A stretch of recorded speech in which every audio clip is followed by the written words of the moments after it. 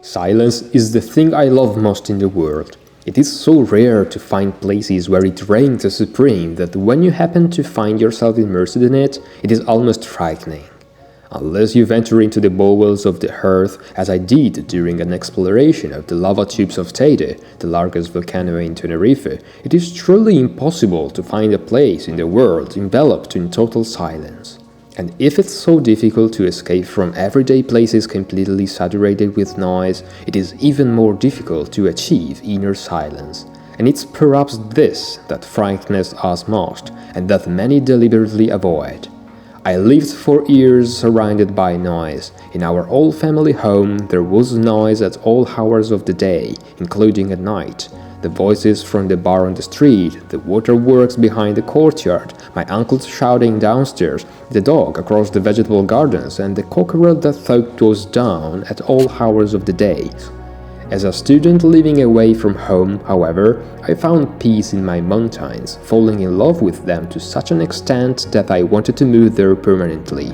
But external circumstances meant that after finishing university, my mother and I had to rush to find a flat where we could live together. We left our whole house behind, leaving all that noise behind us, only to find ourselves in a much worse situation. I was always nervous, particularly irritable, and as soon as I could, I went for walks, even in bad weather. My life was affected by the chaos outside, and I had completely lost the inner peace I had built up over the previous years. My thoughts were constantly clinging to those noises, and I couldn't devote any more time to myself. I was desperately seeking silence, and fortunately I found it in my current home, a corner of paradise where I am gradually trying to rebuild my life from scratch.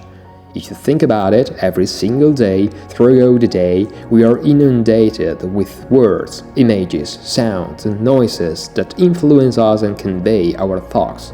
Our attention is always captured by external factors, persuasive and repetitive advertising, music, and even when there seems to be a moment of peace, the gossip of the person next to us on the train catches our ear, or our eyes stumble upon endless videos scrolling under our fingers.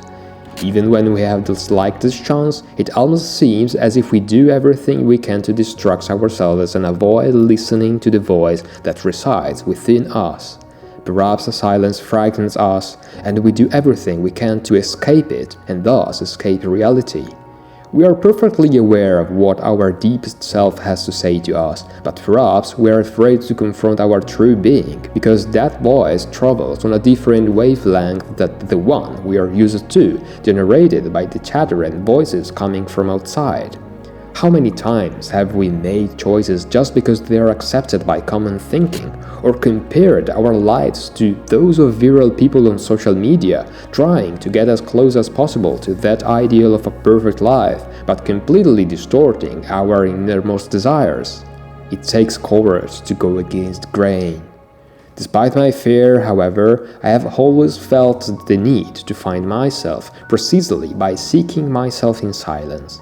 And now that I have the real opportunity to do so, step by step I am rediscovering myself, and I am becoming increasingly passionate about this new version of myself that wants to travel against the tide, letting myself be carried away by the positive energies I am encountering in this space, putting aside the noisiest thoughts.